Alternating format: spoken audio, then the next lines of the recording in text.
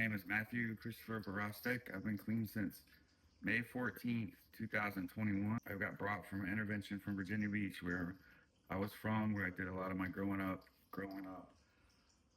I was brought down to Florida. My parents, hired an interventionist. I wanted to kill that guy. I told him that, he came in, and I really had such a dark past and such a lost sense of life, that this guy came in and really threatened everything that I thought I knew and shook my reality up. And I was not prepared for that. My parents were trying to save me. I didn't know that. I thought it was just hate. I thought they hated me, and they were trying to punish me. And I wanted to kill that guy. I told him that. I said, he stood in the way of what I wanted to use, which was my everything. I really found my identity in that stuff, and I knew that it was saving me. It was my solution. So I threatened that guy, and they played good cop, bad cop. The other interventionalist told me, like, I'm not going to threaten you with the police, and I'm not going to do that. And he stepped up and told me, like, I could take whatever I wanted. Just come with me. We're going to drive to Florida. So I was off. And when I got to Florida, I realized that I was going to, like, it was a really cool place. It was really powerful, but I didn't know that at that time. I just knew that I was lost and I was hurting. And I went there and I shot up the whole way down there, and meth the whole way down there. And when I got here, it was like 12 at night, and I got out of the car, and like, stuff was falling all over the place. And they took me in there. They measured, my levels, and I had never taken a piss test or anything until that point. I had never had any kind of consequences, never, besides other things like people passing away, losing family, losing friends, like, countless times. But I had never gotten arrested or put in jail or had to take a piss test. So when I got to Florida, I did not want to be sober. I didn't care to be sober. I thought it was my life. Like, I was convinced that it was the way I was surviving. So what I did is I went in there and I started withdrawing. They gave me, they did my levels. They checked me in. They didn't tell me how high my fentanyl levels were, or that I was, like, on this barely alive kind of thing. Like, I didn't know that. So they gave me, the next day, they gave me Suboxone, and it put me into precipitated withdrawals, and it was hell. I did not ever experience anything like that, because I would always, if I did, I would just take more Suboxone or override it, because I thought I was a street chemist. I could just manipulate my body and take whatever I needed to take to get me sober, and do that. But I'll back up a little, because that's like the solution, which I like to get into, because I love that part of my story, to where I got to Florida. I made the decision. I had all these events happen, and then here I sit sober for almost 4 years. But I'll back up to, like, how this progression started in my life, and how did I get into opiates, and why it was so all consuming in my life. When I was younger, I started out like most kids. High school, we were partying, we were smoking weed. It was like all the rage. Like, I'm a connoisseur. I want to grow it organically. I want to have all the best strains. I want to know where it came from. I want to source my own. I want to grow my own. I want to, this counterculture lifestyle. I really, like, believe what Bob Marley said is, like, the healing of the nations. I bought into that, like, so much. I thought that was just the solution. Like, why isn't everybody on earth using drugs? Why can't everybody just see, like, this is the best thing ever? And I bought into that. I went into the whole lifestyle, the whole culture, and it became my mantra of life. Is, like, do whatever you want, have fun, and be with people, and that's what I did. And it started out with weed, smoking weed, drinking. Then it came in ecstasy, and then came in, cocaine on the weekends, and that went on for a long time like that. And just maintaining on the weekends and doing different things like that. But then when I got a little older, and it started, like, getting, it starts to get, like, the progression changes. You start to get over the boringness and the repetitiveness of just smoking weed all the time and just drinking all the time. And you start doing a little coke, you start doing this, and it becomes more and more, and then life starts happening. What happened for me was life started happening, and When I was about 33, my brother, like, we got this phone call, and he was into, he was into Xanax, and he was into like ordering pills from the internet before the dark web. He was getting like prescriptions from China, wherever they were coming from, and they were probably filled with stuff like who knows what, and I didn't like that stuff, and I knew it was dangerous, so I was trying to maintain my level of like my addiction fire. I was keeping it small, I was keeping my addiction fire small and just feeding it like pills and like not pills but MDMA pills, cocaine and smoking weed and drinking. Um, and he was not doing that. He was ordering stuff from China and experimenting with different things, including Xanax. And he had some medical issues like some kidney stones. And he was trying to cure that pain, which a lot of people that I knew did constantly medical stuff, so they could get a hold of what they wanted to get a hold of. And I was scared of that stuff at that time. But we went on and I also didn't know about the dangers of withdrawal from Xanax and drinking at that point. Like I didn't know that like that stuff is your body needs that when you're on that stuff. And when you get off of it, your body goes into convulsions. It revolts against the loss of that drug to maintain its physiology. And I didn't know that at that time, but he we went on a trip to Colorado skiing and snowboarding, and we come back and we're in Charlotte, and he had run out of Xanax on the way there, and we come back and we're in the airport, and I hear somebody's like coughing, and it was him. He was on the ground. He was having a seizure in the stall.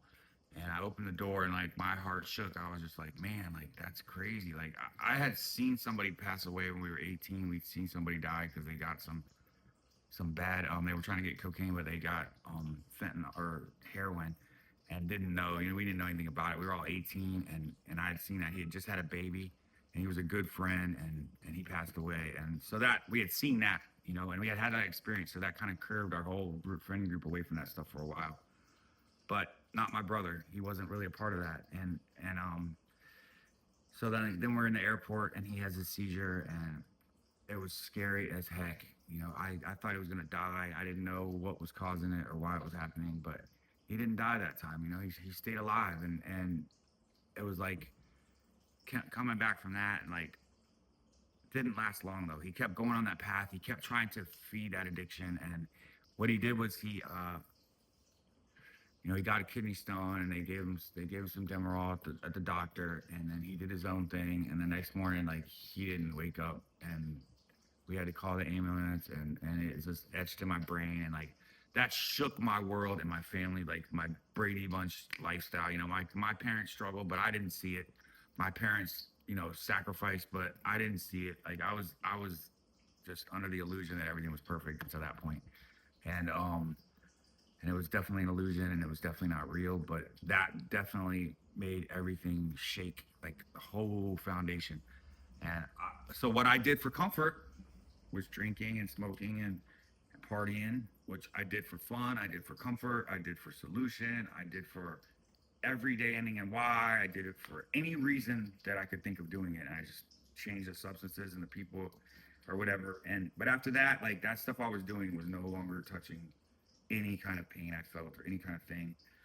So I remember going to get like, because a lot of my friends did them, and I probably did them a few times before, but at this point, like it was different because it was like I had this hollowness inside and this pain and this longing for something to fix me. So I did this. I did a Roxy 30 back when they were real from the doctor, and I remember splitting it with three people and snorting it, and feeling like, wow, this is amazing, like Superman. I can just clean the house. I can go do yard work. I can play with the family. Like, I felt so big and so important and so full in my heart, and like it filled that gap for me, um, for a while, for a while. And then it got to just progression. I could always see this stuff looking back. Like at the time, I could not see this coming. Like it was like a snowball effect, and it just bowled me over. And now looking back, I could see how dangerous that was and how that progression was, um, and where it was taking me. But I couldn't see it then. Um, so after time, like I started getting more and more. It got to like, I need 10 Roxy's a day, and we're talking like when they were like $15, $20 a piece for $30 Roxy's. And then all of a sudden, there's like a $250 a day habit. They start going up in price. Um, like they start going like $30 a milligram. Now they're $30 a pill. And I'm like, this is crazy. And I needed them at that point. Like I just had to have so many because I used to tell people I had to feel normal. Like this is what I need to feel normal. And I was doing them, I was snorting them, I was started getting mixing it with some dope, mixing it with some heroin. Um, and that's how it really like snowballed into this thing. And I had some friends that were using different ways. But I liked snorting it for a long time. That's what I would do, crush it up, mix it with heroin, snort it. And that went on for years and years, years and years. I lost jobs, I lost, friends. A couple friends passed away that lived with me. And I saw how dangerous it was, and I still just, I probably like the danger. I need that kind of challenge and that kind of like rush in my life. That was part of the fun for me. Like the whole lifestyle, like the whole getting it and dodging police and dodging death. Like it was entertainment for me. And it's so sad, but it's so true. So I progressed and progressed and eventually, um, I think it was about, I don't know. My brother died, it was like 13 years ago. So it's probably I've been sober for almost 4 years now. So it was probably like 5 or 6 years where I was just running, running, running, and I started to like mix in some other methods. That's actually when I started doing meth. I started like I was married at that time. I had kids. I was doing a lot of heroin. I was, not really doing a lot else, just doing heroin. Like sitting around trying to make money any ways I could, being shady, running around with shady people. And it's not the best lifestyle choices, and it's not like it wasn't always easy. It wasn't always fun. It was there was times there when like you're running out, and like it was hell, man. I remember so many times just like, oh, I hope somebody calls me so I can get some more. And so it's like this progression when you have that kind of habit. And money is always scarce. Like if there's never enough money to cure that habit. Like I started getting into heroin and I started dealing a lot. And I don't know what's worse, not having enough or having too much, because that was just as bleak. Like I remember just not even measuring it and just doing it and doing it, doing it. And that's so scary when you're dealing with those kind of like substances. So scary because I didn't have like, and that was actually like after I had a divorce because I started doing meth. My buddy came over and I started doing that, and that completely changed the game. I started doing this other substance because it was the opposite of heroin, right? Like I could do this meth and I could feel up and I could feel awake and I could feel like social and like music. How I truly am as a core. I'm like that's who I am. Like I like to be social. I like to have fun. But I can also be really relaxed. So it's like these two things fit my personality perfectly. And so I started doing meth. I started mixing them. Got divorced. Started doing all that, and then I met this other girl, and we were partying. Like she had a job working at a security firm. She would sell in new security technology. So we would travel the country, go to Vegas, go to Florida, and we would sit in the hotel room and just party down. And that went good for a little while, and then she got really sick, and I was like what is this? Like it's just the flu, or like it's something. Like it was right at the beginning of COVID, and it was super scary. And but I didn't think that it was anything like what it actually was. Like what had actually happened was she was using dirty needles, because I was into needles big time at this point. Like that's pretty much the only injection method I was using. I would snort it just to calm the shakes and to get through the little hiccups. But it was pretty much all the time banging it, mixing it with, you know, straight up fentanyl, straight up heroin. I didn't know what it was, but whatever it was good. And straight up meth all the time. And she was, when I was gone doing things, she was using like dirty cottons and just sucking up the stuff. She would leave them wet in a little eyeglass container and stuff. And she would do that. She would suck it up, and I was like, "What are you doing? You can't do that. You have to heat it up. You have to kill the bacteria." I think I'm a street chemist. Like I think I can just fix everything through chemistry of my body and manipulation of outside things, and I know what I'm doing, but that just obviously was not true. But she was doing that, and it caused her to have sepsis.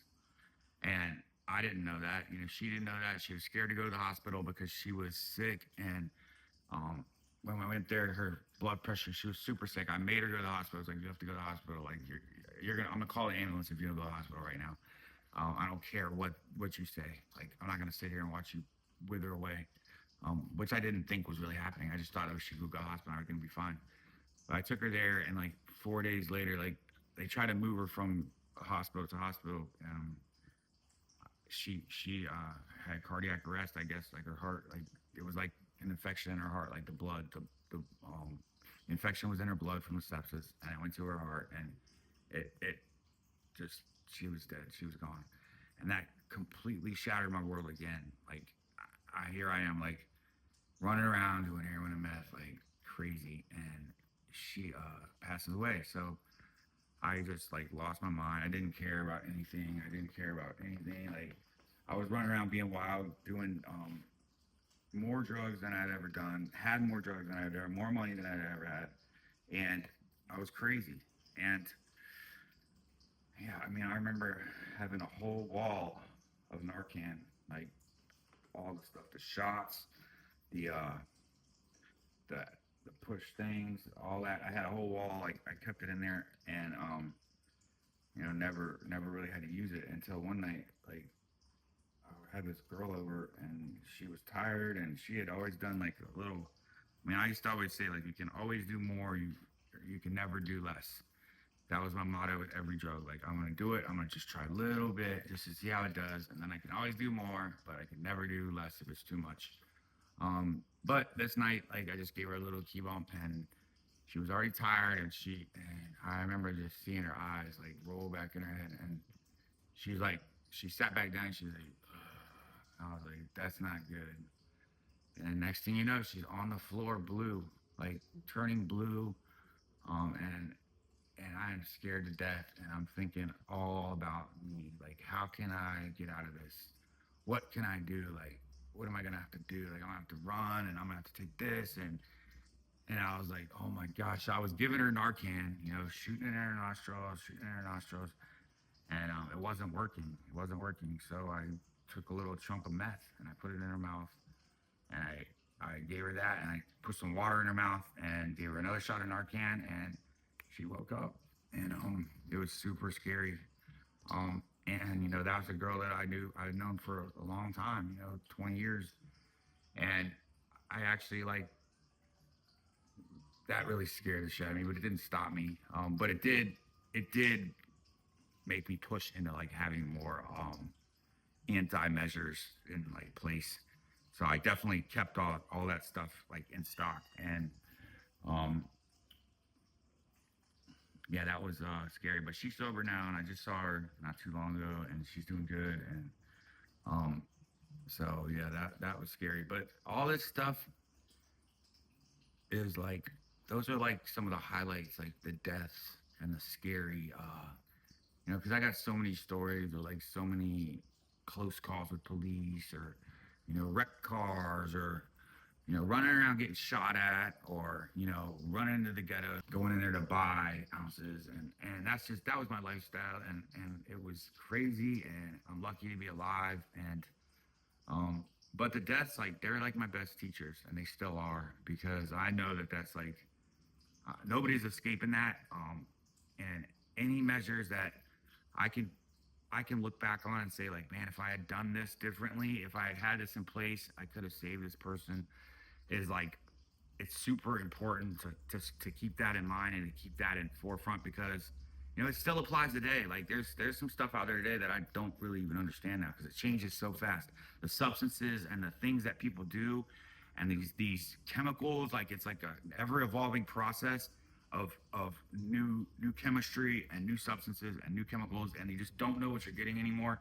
And I guess it's always kind of been like that, because I never really did test kits or did any kind of, like, I did research online as best we could, but you really don't know. I mean, unless you send it off and get it chemically tested. But yeah, so when I have reevaluated all this stuff and just looked at my life and you know, I don't know, like when I did, I used to do Suboxone and like Subox. I used to get off of. It was so easy for me to get off of drugs with Suboxone because I would just take it and I would override it, and I would say like, I'm gonna take me a couple of Suboxone and I'm gonna kick this shit for a while, and it was just a replacement therapy, which it's a great thing, if you can do that and there's like an end date to like what you're gonna do when you stop that, that's a great thing. But for me, it was always just a short term, like going to one substance to another, and um, it actually got me back on heroin one time, but um, yeah, so I don't know. Then I found recovery, and like I didn't want recovery, I didn't want any of that stuff, but I'm glad I found it, and uh, it's been quite the journey. All right. Uh, I really don't have a lot of cravings or triggers now. I mean, I'll tell you this: like, I've gone back to Virginia a couple of times, and apparently I set traps for myself when I was using.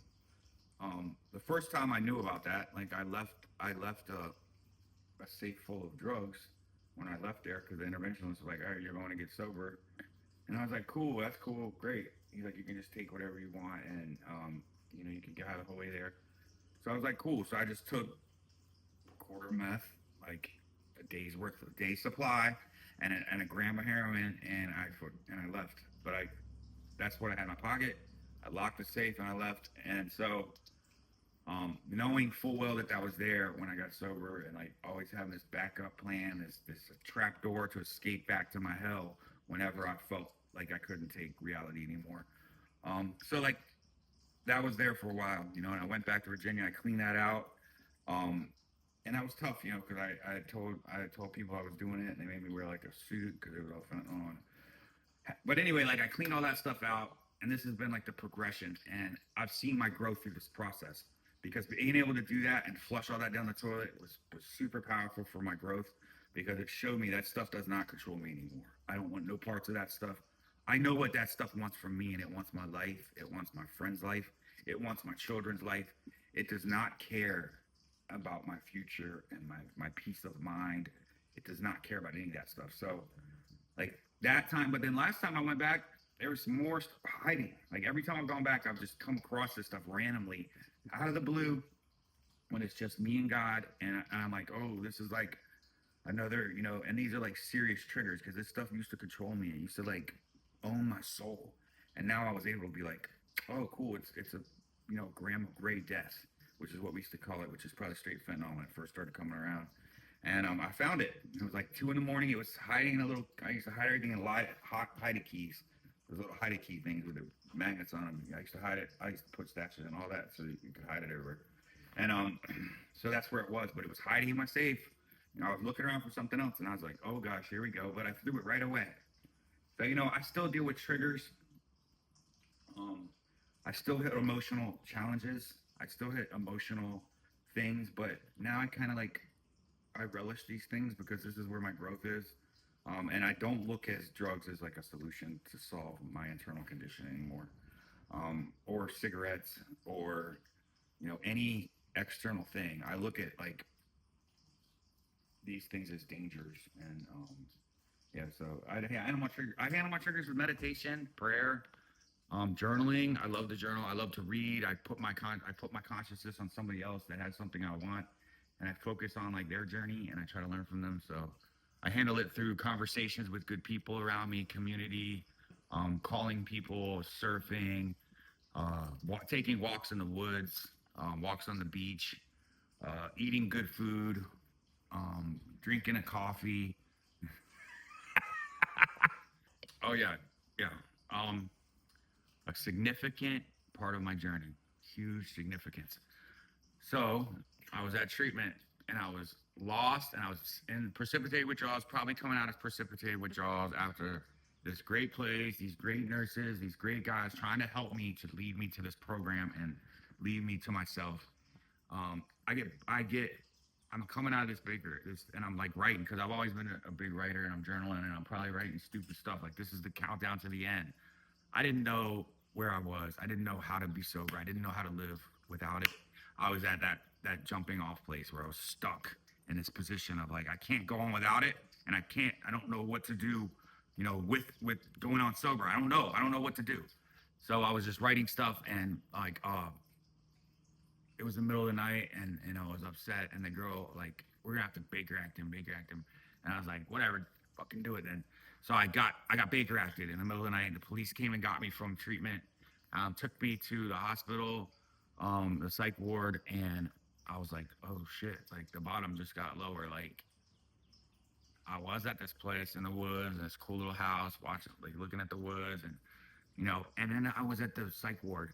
So like this was a huge moment for me. Like I was really looking at myself and really angry at my condition and myself and God, and how could this happen to me? Like what is going on here? So I was like really lost. I called my family, I talked to them, and they were like, like I had a plan in my head. I'm gonna get a U-Haul truck, I'm gonna drive back to Virginia, I'm gonna go see this girl, and I'm gonna get my stuff, and I'm gonna continue on my lifestyle. And I was praying to God, and I just like I was so lost. I talked to my kids, and I blamed, my parents. I blamed everybody else but me, and I blamed it. And I was so hurt and so like stuck. But what I did was I prayed that night, and I said like, God, why can't I just have a normal life? Like why can't I just be like, I see people that seem happy and they have like good lives and they go to work and they're content with that, and like I never understood that. I never understood like how people could just go to work and have families, and that was good enough for them. I was like, I want to like do this counterculture lifestyle, and I want to live like this party scene, and that's how I want to live. I want to be a rock star. And so I prayed to God, and God said, stop fighting, son. I heard it clearly. I don't know if it was audible, but it was in this freaking Baker Act, in this bed. It was not comfortable. They were not giving me anything to help me sleep. They were monitoring me, and I had come to this realization like, I'm in the same, like there was people in there that were talking to walls, and like thank God I've never really had those kind of effects with all the drugs I've done. Like I have pushed the limits. Like I don't see stuff, I don't hear stuff. I'm generally pretty grounded, and that's a blessing because I pushed the limits on that stuff. But there was people in there that were seeing stuff, and they were talking to walls, and I was like, wow, like that's pretty crazy. Like there definitely something going on mentally with them. And I would look at myself, and I would say like I'm in the same robe.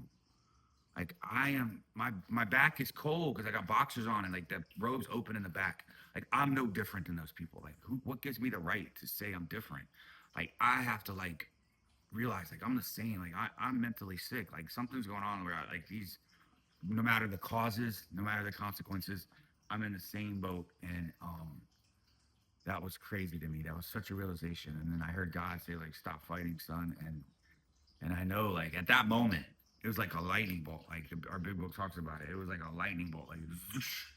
I was like, stop fighting. Like, who am I fighting? I'm not fighting anybody. Like, I'm peaceful. All I'm doing is hurting myself. And I was like, hold up. My mom loves me. She's telling me I should be sober. Like my dad's a great man. He's like a business leader and military guy and church elder.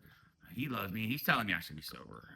I'm fighting against them. Like I've seen these drugs like kill all these people I care about. Like two people that I care about, my brother and my girl, right from under me.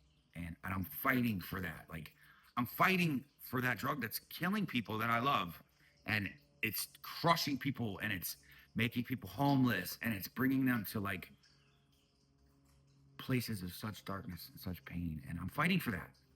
I'm like, well, damn, that's kind of fighting. Like maybe I am fighting. Like maybe I'm fighting for the wrong side. Like maybe I'm a soldier in the wrong army. And I was like, man, so uh, I need to like fight against like these things that are telling me I should be doing that. I was like, okay, so what would that look like? Like, so I started feeling fear and doubt like at that night, like boosh, oh shit, like you know what you should do, but you feel fear and doubt, and you're doubting yourself, and you're too old, like you're 42, like you don't know how to be sober. Like you've never been sober. Like, how can you do that? How can you make money? You don't really know how to make money other than doing stuff illegally. Um, all these things like boosh, like it was like a wash. Like I felt God's presence, and then I felt this fear and doubt just wash over me, and I knew that like that was my enemy. Like so, I was like that was inside of me, my enemy, inside of me, and I had to like combat that within myself. God was showing me that there's a way. Like if I stop fighting and trust Him and have surrender, then there's a way that this can work. But I have to battle myself to get to that place. So I that night I took 10 showers. Every time I felt fear and doubt, I was like, I'm gonna just baptize myself because water's always been cleansing for me. I've always known the power of water and the properties of water. So it's in all over sacred text and all over the world. And so I took showers every time I felt fear and doubt. I took 10 showers that night and just cried and washed it out because I wasn't doing nothing else. I wasn't sleeping. And the next morning I got up and I committed, like, I'm going to do this. I'm going to do this stuff. Anytime I feel fear and doubt, when I go back to this place, that's where I'm going to put my work in. If I don't want to take a suggestion about making my bed, or if I don't want to take a suggestion about going to meetings, or being vulnerable or doing step work, that's where I'm going to do. That's what I'm going to do. I'm just going to feel the fear. I'm going to do it anyways. And that was a huge shift because I applied myself in the program and I did it all, and I did extra. I was going to read, I was going to meditate, I was going to do everything to the extreme and show like my work ethic to myself, prove it to myself. And that's what I did. So that was a huge turning point in my recovery. A direct revelation of God, I believe. My advice to you would be to, oh man, I would say that like this side of it is so much better than you can imagine right now. Like you cannot imagine the peace and the serenity of life without the chaos. Like I just remember how much chaos it was to seek out these substances, and the constant battle within, knowing that it wasn't working, knowing that I could die, knowing that people love me, and setting all that aside and picking it up again, and then feeling like something like this was like so far out of reach for me. Like, oh, how dare you? Like, I'm just so much different. Like, if you had lived the life I live, if people had died around you, if you had been through the trauma that I've been through, because I didn't even get into all that, it's just like, this is just it's so much more amazing than you can imagine. Like there is so much more life available to you than what that substance is telling you you need right now. Like that is not life. That is an external it's really like it's just evilness, and it's sadness, it's depression. It wants to take your life.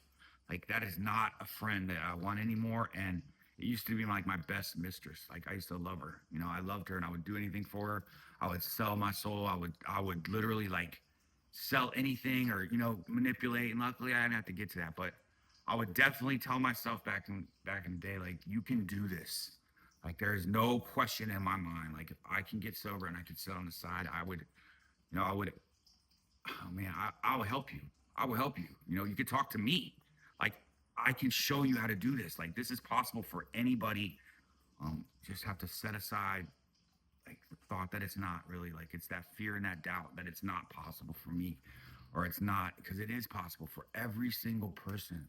Like there's miracles every day in this world, and I see them all the time through these people. And I look in the mirror and I know it's a miracle. Like it can happen for anybody at any time, and you are somebody, and you are worthy, and there is love out here for you, and it's just so amazing. It's hard to even express it in words because it's so real to me, that pain, and it's also like I get a little disconnected from that because it was so painful. Like it's so easy to put distance from that because it was such a dark place. Like it was so scary and dark sometimes, and like being in withdrawal and being in suffering and being in like this mental prison. And yeah, so you can do this, and I love you.